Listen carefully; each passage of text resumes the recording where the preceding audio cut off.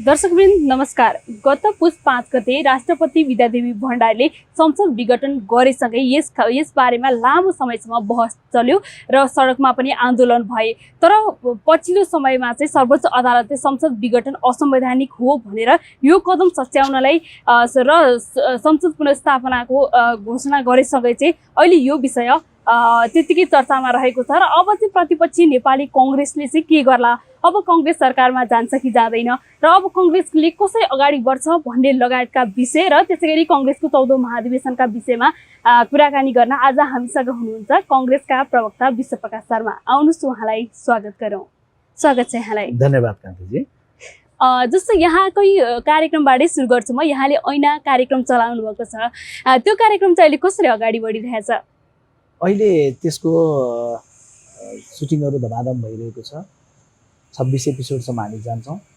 त्यसमध्येमा 6 वटा एपिसोड प्रसारण भइसकेर त्यसको कमी कमजोरीलाई समीक्षा गर्ने अनि त्यसको प्रभावलाई मूल्याङ्कन गर्ने, त्यसलाई अझै गहिरो रिसर्चमा लिएर जाने, प्रस्तुति पनि त्यसलाई पहिलाभन्दा अलि राम्रोसँग गर्ने विषयमा हामी लागिरहेका छौँ। सारमा भन्नुपर्दै गर्दा हामीलाई दिइएका टिप्पणीहरूबाट हामी उत्साही पनि छौँ, तर सँगैमा यो उठाइसकेका विषयवस्तुहरूको निराकरण नेपाल देशले भोलिको दिनमा गर्न सक्ने गरी कसरी हामी कार्य बृहत्तर ढङ्गले सहकार्यमा जान सकिन्छ भन्ने कुराको चिन्तन छलफलहरू हुनेछ। तपाईँ एउटा राजनीतिज्ञ पनि, समाजको वास्तविकता थाहा पाउन चाहिँ ऐना भन्ने कार्यक्रम नै चलाउनु पर्ने हो र? अब कस्तो हुन्छ भने मान्छे एकछिनलाई धर्मको हिसाबले भनौँ, कोही हिन्दू धर्मको मान्छेले पूजापाठ त गरिराखेकै हुन्छ, तर गाउँमा पुराण लगाउँदै गर्दा ऊ किन सुनेर बस्छ भन्दा त्यसबाट ऊ अझै गहिरोमा पुग्छ। त्यसपछि उसभित्र अझै त्यो विषयका प्रतिको आध्यात्मिकता प्रेरित भएर जान्छ होइन। अब बजारबाट ऐना किनेर लिएर आउँछन् होइन, अघिल्लो दिन नै हेरेको अनुहार फेरि भोलिपल्ट पनि मान्छेले हेरेर मिलाइरहेको हुन्छ कपाल। त्यसैले हामीले अहिले यो कार्यक्रम किन गरेका हौँ भन्दा खास गरी देश निर्माण भएको केलाई मान्ने भन्ने सन्दर्भमा हामी कहाँ चाहिँ कस्तो चलन रहिआयो कान्तिजी भने बाटो बन्नु, बिजुली निक्लिनु, अनि अरू के त भन्दा राजनीतिक परिवर्तन, संघीयता, गणतन्त्र। निश्चय नै संघीयता, गणतन्त्र, बाटो, बिजुली हामीले हिँड्ने बाटो हो। तर सामाजिक रूपान्तरणको विषय कति गहिरो बहसमा आयो त, कति घनीभूत भयो त भन्दा त्यो गहिरो बहस गम्भीर दायित्वमा भएन। सामान्यतया हामी भन्छौँ नि के हो काम भनेको, के हो भन्दा पसिना बग्नु काम हो। चामलको भारी 100 केजीको बोकेर कहीँ उभिरह्यो भने पनि पसिना बग्छ, तर विज्ञानको परिभाषामा भारी बोक्नुलाई, पसिना बग्नुलाई काम भनेन। दूरी पार गर्यो कि गरेन, दूरी पार गर्यो भनेपछि काम भयो भन्ने। त्यसकारण नेपालको सामाजिक रूपान्तरणको विषयले दूरी पार गर्यो कि गरेन भन्ने छोडौँ, हामीले काँधमा राम्रैसँग बोक्यौँ कि बोकेनौँ भन्दा बोक्नै बिर्स्यौँ कि जस्तो भन्ने अवस्था भएको छ। त्यसकारण एउटा राजनीतिक कर्मीको रूपमा ऐना कार्यक्रम मार्फत म आफ्नै पनि अनुहार हेर्छु, म आफ्नै कर्तव्यको खोजी पनि गर्छु र सबैले यसलाई चाहिँ एउटा बहसमा लिएर जाउँ, केन्द्रीय बहसको विषय बनाऊ। एउटा टेलिभिजन कार्यक्रम आउने बित्तिकै हजारौँ वर्षदेखि मानसिकतामा रहेको बोक्सी प्रथा अन्त्य हुन्छ? बिल्कुल होइन।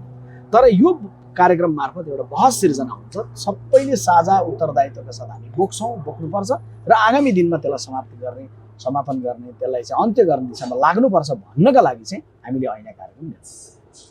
मैले प्रसङ्ग थोरै बदले, जस्तो अहिले संसद पुनर्स्थापना पछिको अवस्थामा चाहिँ अब कांग्रेस के गर्ला भन्ने धेरै चासोको विषय छ। जस्तो अब चाहिँ कांग्रेस सरकारमा जाला कि नजाला अथवा चाहिँ प्रतिपक्षकै भूमिकामा रहला कि भन्ने खालका टिप्पणी भइरहेका बेला यहाँहरूभित्र के छलफल भइरहेको छ? अब संसद पुनर्स्थापना भएको विषय स्वागत योग्य छ। यसलाई हामीले हार्दिकतापूर्वक तत्कालै स्वागत गरेका छौँ।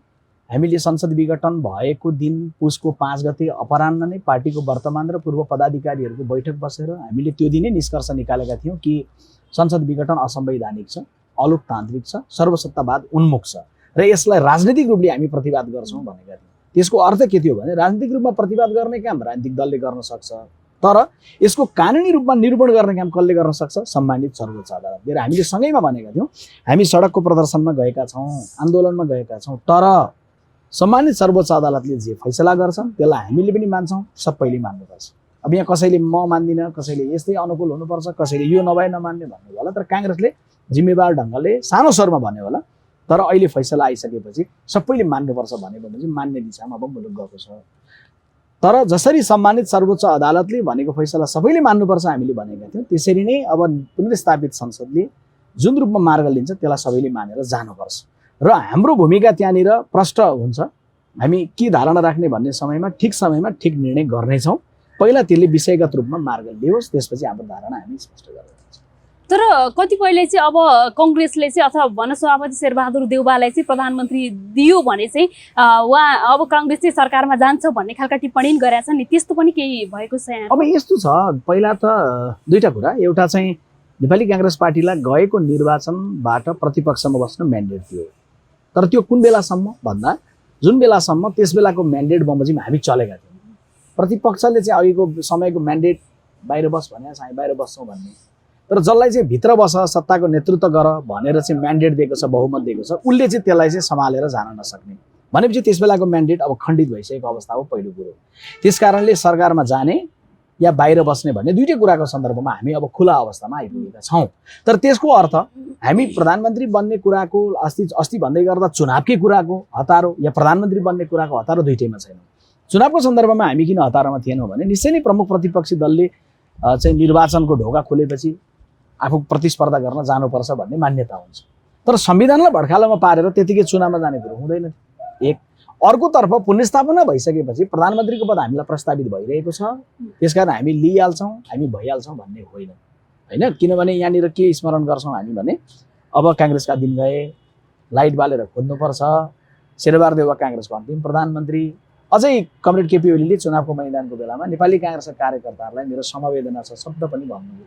एउटा राजनेताको रूपमा कति बोल्नु उचित हुन्थ्यो, कति हुन्न थियो उहाँको कुरा हो, तर त्यो खालको पनि अभिव्यक्ति राख्नुभएकाहरू दुवै थरीले, चाहे कमरेड केपी ओली भन्नुहोस् चाहे कमरेड प्रचण्ड भन्नुहोस्, उहाँहरू सबैले अहिले चाहिँ काङ्ग्रेसको चाहिँ सभापतिको ढोका ढकढकाइरहनु भएको छ, काङ्ग्रेस खोजिरहनु भएको छ, प्रधानमन्त्री बनिदिनुहोस् पनि भन्ने हिसाबले औपचारिक अनौपचारिक रूपमा भनिरहनु भएको छ। तर उहाँहरूबाट त्यो आयो भन्दैमा राजनीति त्यो रूपमै जानुपर्छ भन्ने हिसाबले काङ्ग्रेस निष्कर्षमा पुगेको छैन। पहिला पुनर्स्थापित संसदको बैठक सुरु होस्, पुनर्स्थापित संसदको बैठक सुरु हुनु पूर्व फागुनको 20 गते सम्मानित सर्वोच्च अदालतमा अर्को एउटा मुद्दाको फैसला हुँदैछ, नेकपाको चाहिँ ऋषि कट्टेलले हाल्नुभएको मुद्दा, जसमा चाहिँ एमाले र माओवादीको एकीकरणको सन्दर्भमा फरक निष्कर्ष पनि सर्वोच्च अदालतले दिन सक्छ, एकीकरण अवैध घोषित गर्न सक्छ। त्यस पछाडि कुन रूपमा जाने राजनीति भन्ने कुरा एउटा चित्र आकार प्रष्ट हुन्छ।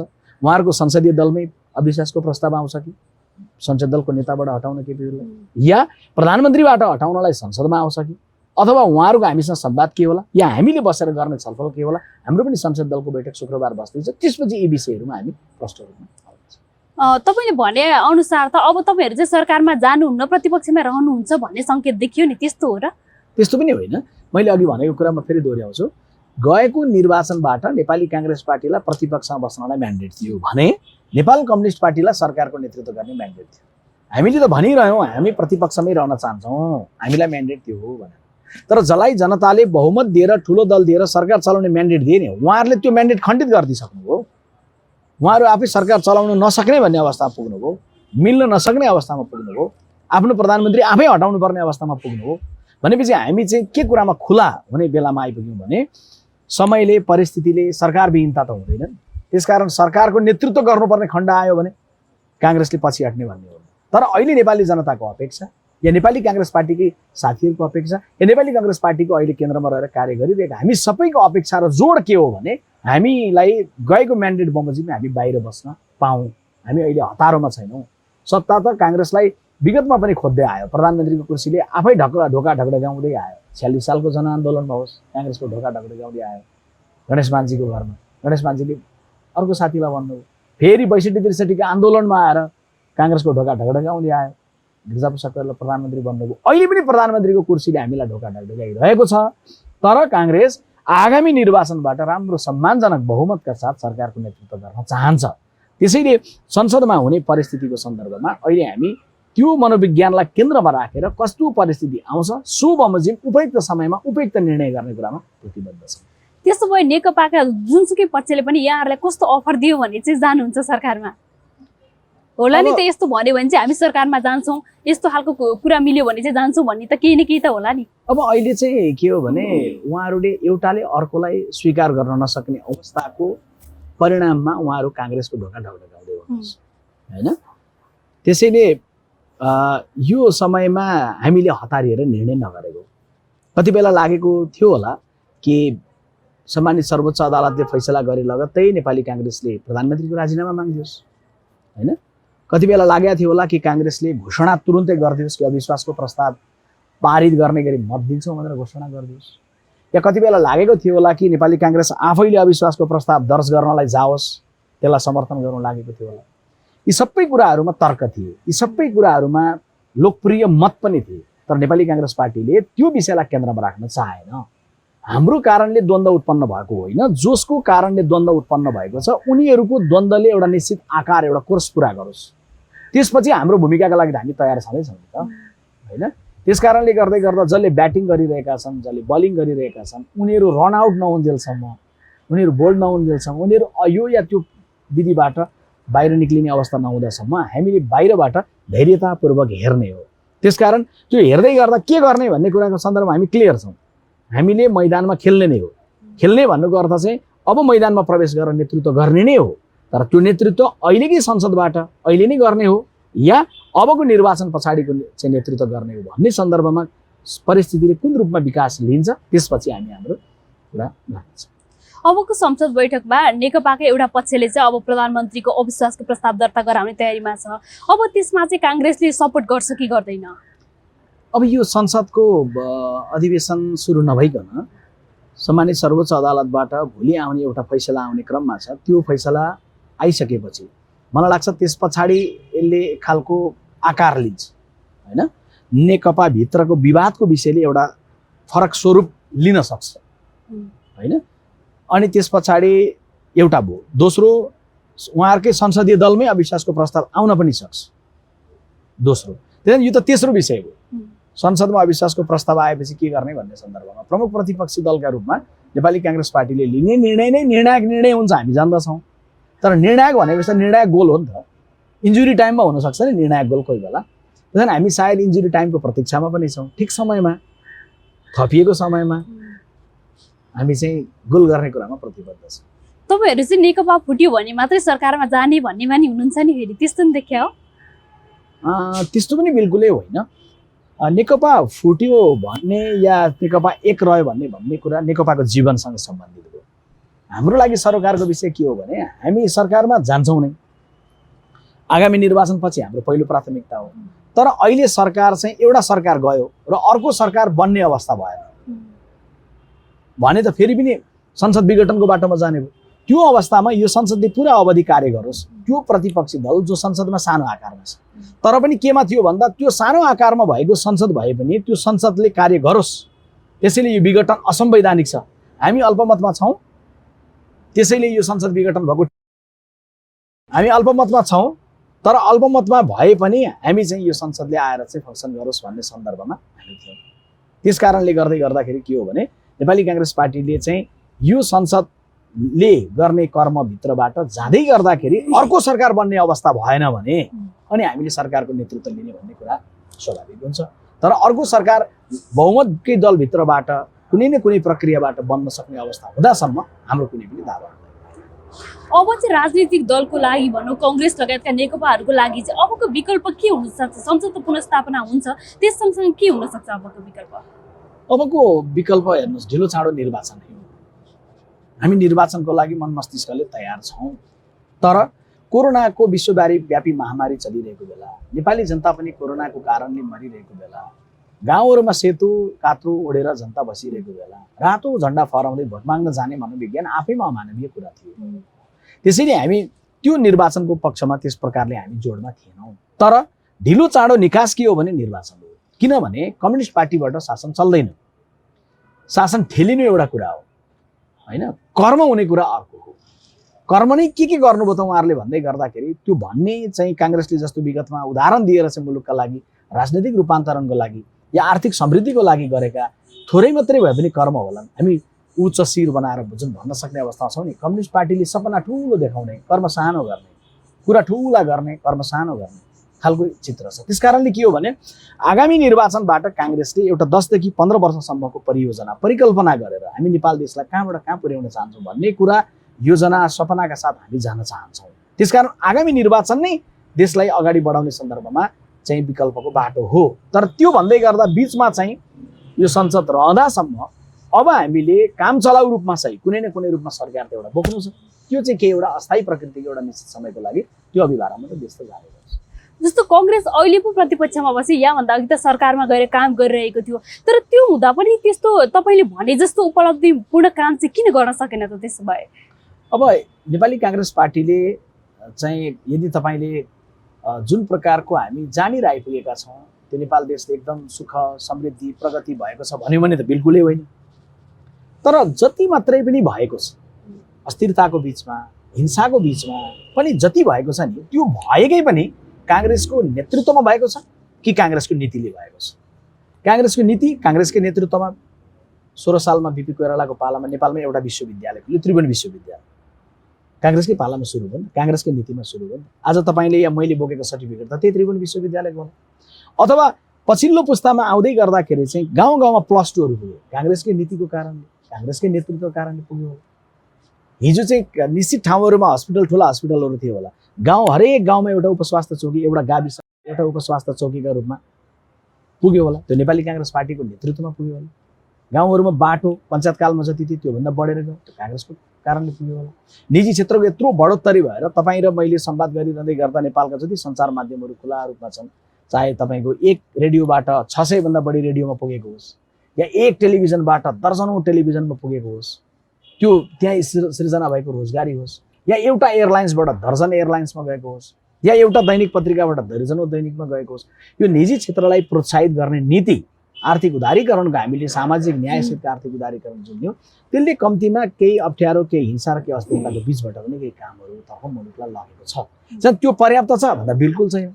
कस्तो बेलामा भयो त भन्दा यतैबाट गोली चलेको छ, उतैबाट गोली चलेको छ, यतैबाट राजाले प्रहार गरेको छ, उताबाट माओवादीले प्रहार गरेको छ। यस्तो कालखण्डमा योभन्दा बढी क्रान्ति सायद हुन सक्दैन थियो होला भन्ने मलाई लाग्छ। त्यसकारण जति भएको छ त्यसमा सन्तोष छैन, पुगेको छैन।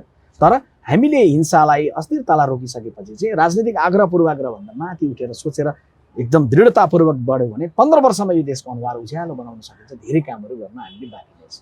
त्यसको मतलब चाहिँ अब आगामी चुनावपछि चाहिँ कांग्रेसले चाहिँ अब देशलाई समृद्ध बनाउँछ भन्ने नै हो यहाँको?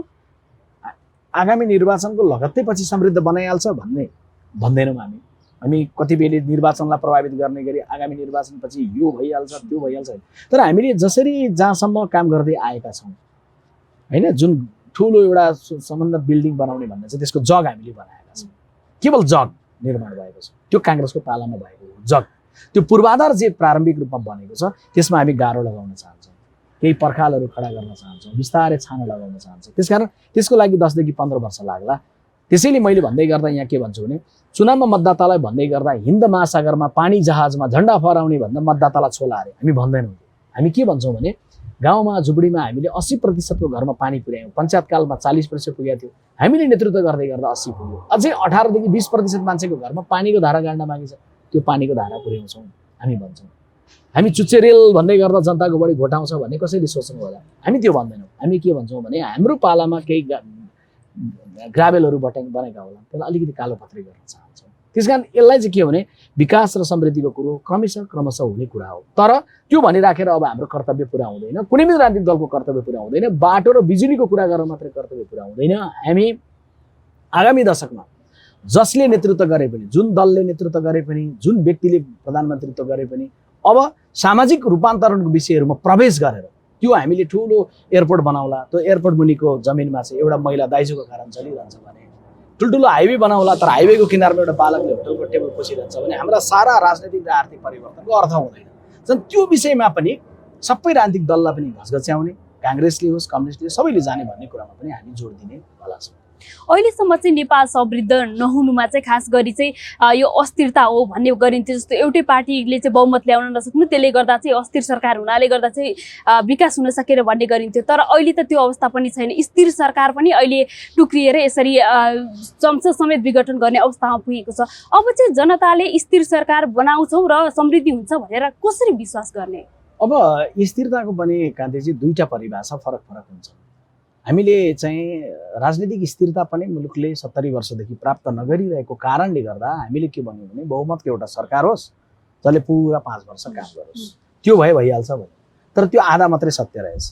पूर्ण सत्य के रहेछ भने राजनीतिक स्थिरताले मात्रै पुग्दैन, आर्थिक स्थिरता चाहियो। नीतिगत सुनिश्चितता चाहियो।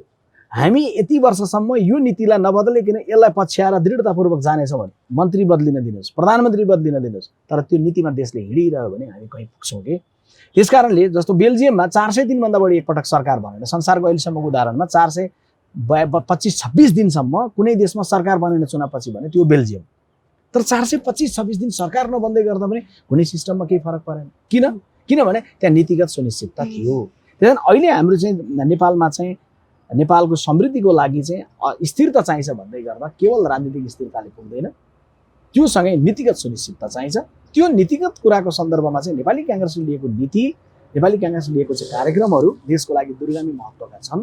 त्यो कुरालाई हामी एउटा ठिक ठाउँमा लिएर आउँछौँ र ल्याउँदै गर्दा त्यसको अर्थ नीतिगत सुनिश्चितता गर्ने अनि प्रधानमन्त्री मन्त्री फेरिरहने सरकार ढलिरहने त्यो बिल्कुल है।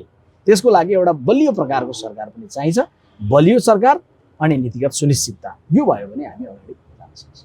म थोरै काङ्ग्रेसको महाधिवेशनतिर जान्छु। 14औं महाधिवेशनको मिति त फेरि पनि तय भइसकेको छ। हुन त अब महाधिवेशन नगरी त काङ्ग्रेसलाई विकल्प छैन, तर पनि अब पनि तोकिएकै समयमा महाधिवेशन सुनिश्चित छ भन्ने चाहिँ के छ? अब यसो छ, नेपाली कांग्रेस पार्टीको महाधिवेशन फागुन 7, 8, 9, 10 2077 मा हुनु थियो। अघिल्लो वर्ष हामीले जब मिति तोक्यौँ, मिति तोकेको 1-1.5 महिना पछाडि विश्वव्यापी कोरोनाको महामारी सुरु भयो। अब कोरोनालाई मात्रै दोष दिएर पन्छिन मिल्दैन। हाम्रो काम गराइमा पनि ढिलाइ भयो। हामीले त्यसलाई पार्टीको चाहिँ तलको संरचनाहरूलाई समायोजन गर्न पनि ढिलाइ गर्यौँ। केन्द्रबाट, जिल्लाबाट, सबै तहबाट कमजोरी भएको छ। हामी सबैले मम भन्ने हो। तर अहिले हामी जानिरहेछौँ नि, नेपालको संविधानले दिएको व्यवस्था बमोजिम हामीले भदौ महिनासम्म 6 महिनाको लागि समय थापेका छौँ। अब त्यो समयमा गर्न नसक्नुपर्ने गरी हामीलाई कोरोनाको महामारीले छेक्ला, त्यो पनि होइन। हामी प्रदर्शन हजारौँ लाखौँ गरेर गरिसक्यौँ। त्यसकारणले सानो सानो भेलाहरू गरेर गर्न अधिवेशन गर्न नसक्ने कुरो छैन, त्यो पनि गर्नु पर्यो। अर्को कुरो, नेपाली कांग्रेस पार्टीको पहिला संरचना पूर्ण थिएन, अहिले संरचना पूर्ण भइसक्यो होइन। मैले आधार के भन्दा कोरोनाको महामारी छेकिँदैन। संरचना बनेको थिएन पहिला, त्यो भन्ने ठाउँ छैन, संरचना बनिसक्यो। क्रियाशील संस्था वितरण प्रविधि मार्फत पार्टीको अहिले प्रविधि अनलाइनबाट चाहिँ तपाईँको क्रियाशील संस्थाको फारमहरू चाहिँ जिल्लाबाट चाहिँ 165 निर्वाचन क्षेत्रबाट हरेक क्षेत्रलाई अलग अलग युजर नेम र पासवर्ड उपलब्ध गराएर अहिले हामी फारमहरू भरिरहेका छौँ। धमाधम कामहरू भइरहेछ। अर्को, महाधिवेशन सम्पन्न गर्न क्रियाशील संस्था वितरणको लागि र चाहिँ छानबिनको लागि क्रियाशील संस्था छानबिन समिति बनेको थिएन, अहिले समिति बन्यो, त्यसले पनि काम थालिसक्यो। त्यसकारण अब हामीले चाहिँ के भने बदलिएको समय, बदलिएको चुनौती र त्यसपछि हामीसँग समय छैन, निर्वाचनमा मुलुक जानुपर्छ। संविधानले पनि दिँदैन यो तत्त्वबोध, यो साझा रूपमा चाहिँ जिम्मेवारी बोधको भावना भइसकेको अवस्थामा भदौको महाधिवेशन अब सर्दैन। यो निर्धारित जुन पछिल्लो समयको मिति छ, यो मितिमा पार्टीको महाधिवेशन अनिवार्य रूपमा आउँछ।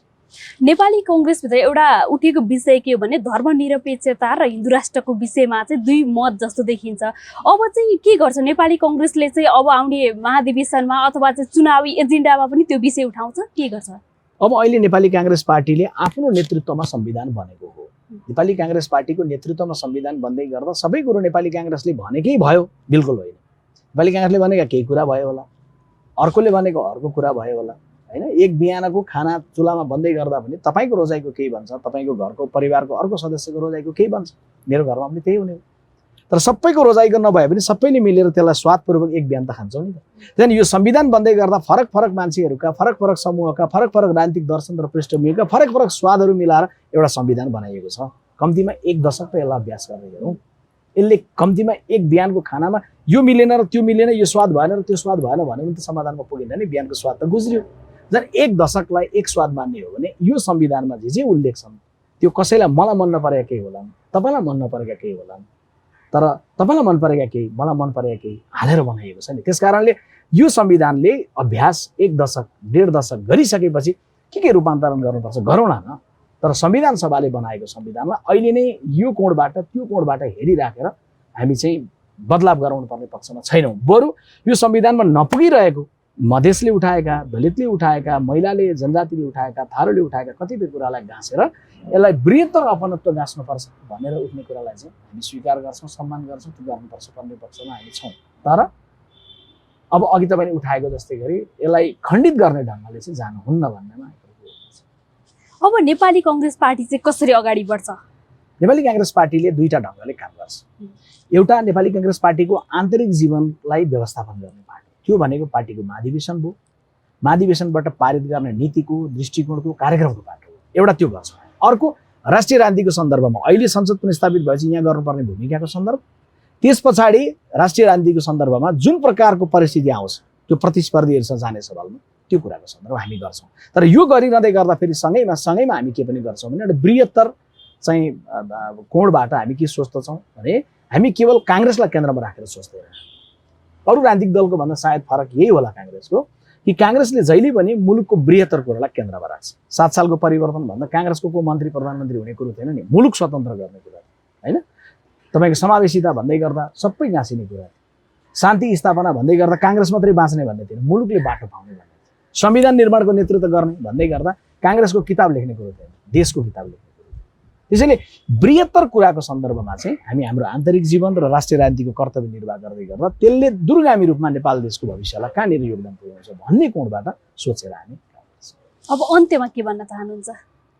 अन्त्यमा चाहिँ एउटै आग्रह चाहिँ म गर्न चाहन्छु कि हामी कुन राजनीतिक दलसँग आबद्ध छौँ दोस्रो कुरो हो, तर मूल रूपमा सङ्घीय लोकतान्त्रिक संसदीय परिपाटी जो बहुलवादमा आधारित छ यसको भविष्यलाई सुनिश्चित गर्दै यसको मार्फतबाट यहीँभित्र प्रतिस्पर्धाहरू सुनिश्चित गर्दै शान्तिपूर्ण राजनीतिमा विप्लव समूहहरू लगायत अरू कोही पनि यहीँभित्र लिएर आउँदै यही बाटोबाट सबैले स्वामित्व बोध गर्दै अगाडि बढौँ।